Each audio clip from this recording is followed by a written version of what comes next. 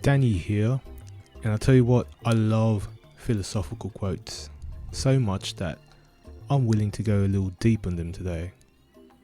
So, I've got a camera, I've got a microphone, computer. Why not? Let's do it. And of course, I got my smart device, my smartphone. And you know what? I'm just gonna read a philosophical quote, and then I'm just gonna go ham and say whatever the hell I want. This is not for your entertainment, nor for you to learn anything. This is just for me to ramble on and make the most of this equipment I've got. So I'm on Instagram, and what's one of those pages I can look up where they have here?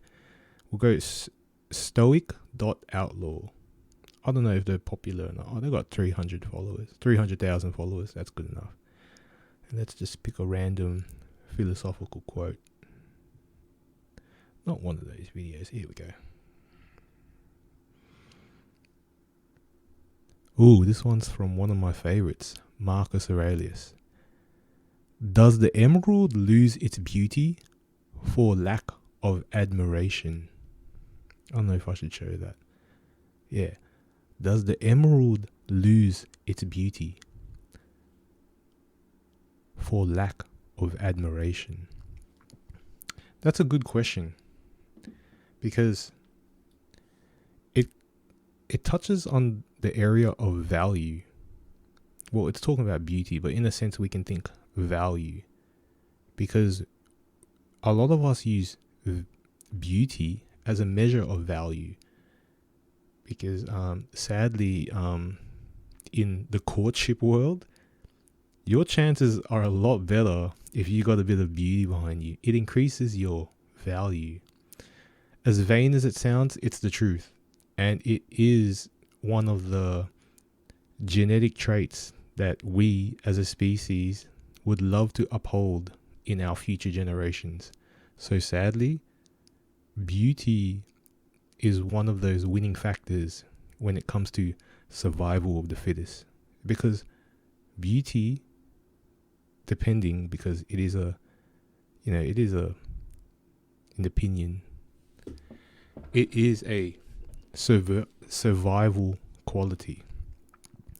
But when we think of, if something is usually it comes across as beautiful, but yet no one knows this particular subject, can it still be regarded as a beautiful thing if no one is there to rate it or measure it? So maybe it's not even about value. Oh yeah, it's definitely a question about value, because when we think of something being valuable, it's valuable because someone has given it that opinion. Everything is valuable as long as it's part of your world, as long as it's part of something you've experienced. If you've not experienced it yet, or you've not seen it, heard it, tasted it, touched it, whatever, it's not a part of your world. It's not, and since it's not part of your world, it will have no value to you. It's, wow, man. I can go deep in this shit, because like I'm telling you, I could say a lot of things. I could talk about, I'm going to talk about it right now.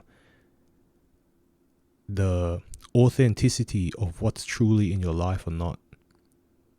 People may be aware that there are certain factors or things around in their life that they experience, but they don't have the true authentic experience of this, whatever subject it is, in their life.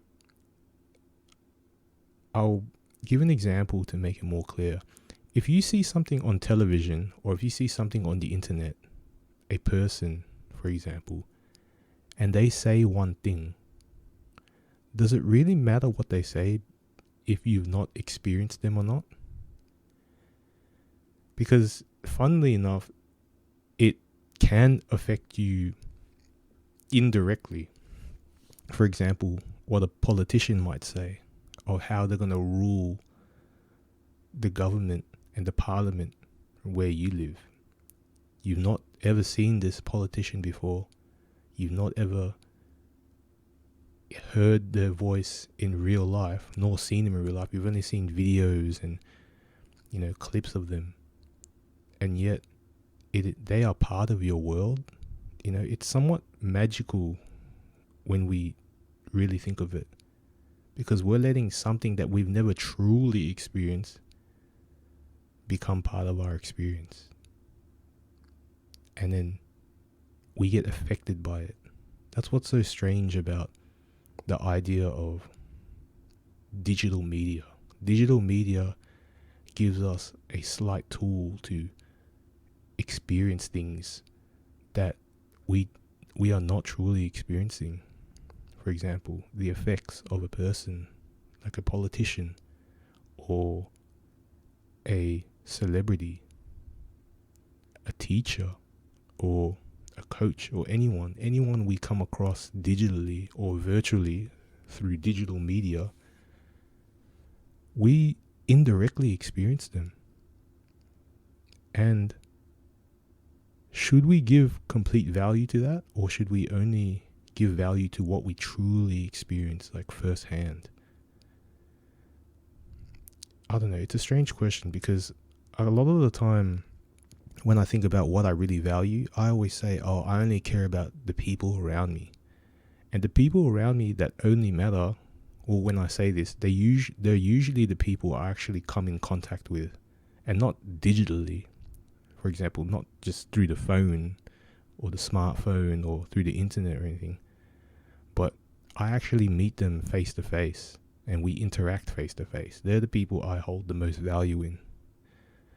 But in this day and age where it's, for example, for my generation, where it's a bit harder to get time with others because everyone likes to keep themselves busy. They feel like they have to keep themselves busy because that's the trend. The trend affected by people we indirectly experience. When it's hard to find time to synchronize and to join up with others for a true experience, sometimes we're only left with the indirect experience of others. I have friends, family, lovers, I said family, but indirect family, like not blood family, all that I experience online. And some of them I've not even met ever in truly face to face, but we've experienced each other virtually. And I don't know if I should be giving them value or not, because I haven't truly met them in person. Is it fair to give them less value because I've not met them in person? Or should I accept that this virtual experience that we're trying to create all over the globe for everyone to interact with each other, should that be the true experience? And it gets deeper because, there's the spiritual experience of these are your people. This is the country that you were part of. This is the country that they're part of. They're your people. That's your tribe. You're supposed to value them. When I come across a thought like that, sometimes it's hard. I know what my blood connection is to what race, but where I grew up, completely different. My heritage is the Philippines, the people of the Banana Islands. I call it that. That's my people. But I grew up here in Southeast Australia, a different country, different demographic, different population, different values, different way of life. I feel deep inside me that I connect more to the people that were around me, the ones I genuinely experienced. I genuinely experienced living, being nurtured and growing up here in Australia. And yet, I have to respect another peoples that I've indirectly experienced. I've been to Philippines lots of times, don't get me wrong. But whenever I'm there, I don't feel that connected to them. I do feel connections with, the similarities in our traits, and like it's very easy for me to get into the flow. But there are a lot of cultural habits and mindsets that I do not agree with in that place. I feel like they have a somewhat prisoner mentality. No, not prisoner. What's the right word? Their ideas of opportunities are a bit different. It's always about hardship. That is what an opportunity is, which is strange. I don't know how to explain it properly. I don't want to say any more because, that's pretty deep what I'm going to say, and I'm going to get heaps of heat from my people. But all I know is that their idea of opportunities, it's different. It might be an Eastern culture quality, but I'm supposed to give them lots of value because that's where I came from. Even though this place here, Australia, is where I was raised, I'm supposed to give something that I'm indirectly involved with more value. It's strange. It's up to me what I give more value to, of course. But having not truly experienced the life that that country was supposed to give me, it's hard for me to really see or to truly feel authentically its value to me. I do value the traits that I have inherited through my genetics from the peoples, but that genuine connection, that genuine sense of value, I'm not sure. When we think of the emerald, and if the emerald is not experienced truly and genuinely, I could say the emerald is my country. I mean, my people's country. My people's. I could say the emerald is the Philippines. And having not truly experienced what it is to be a person of the Philippines, I can't seem to give it the value that those who've lived there give it. Every country is precious, but it's nowhere as precious as compared to what I grew up with.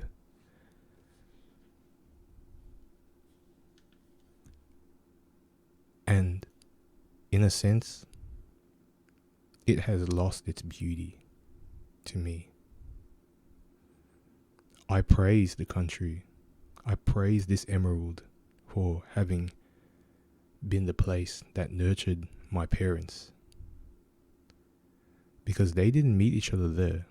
They met each other in Australia. But they were both citizens and were both born in the Philippines. And if it wasn't for the Philippines, they wouldn't have been raised. Or had life and eventually met each other. Meaning I wouldn't have come to physical existence here. But the question is, does the emerald lose its beauty for lack of admiration? I don't exactly admire the Philippines that much. I shouldn't have said that. It's because this quote says admiration, okay? I'm not hating on anything. But the Philippines, I don't hold too much stock in it because I wasn't raised there. And since I'm connected indirectly and also biologically indirectly to the peoples of that place, I I know I have to put honor. I have to have honor in them. I have to honor them. I have to put value into them. I have to put value into the place, and it's weird. I don't honestly feel like I want to, but something inside me, something in terms of honor, it makes me feel obliged that I have to honor my background heritage. Is that true beauty? Is that true admiration? Is that true value? I'm not directly experiencing it. So how can I feel the same as everyone else who's directly experiencing it?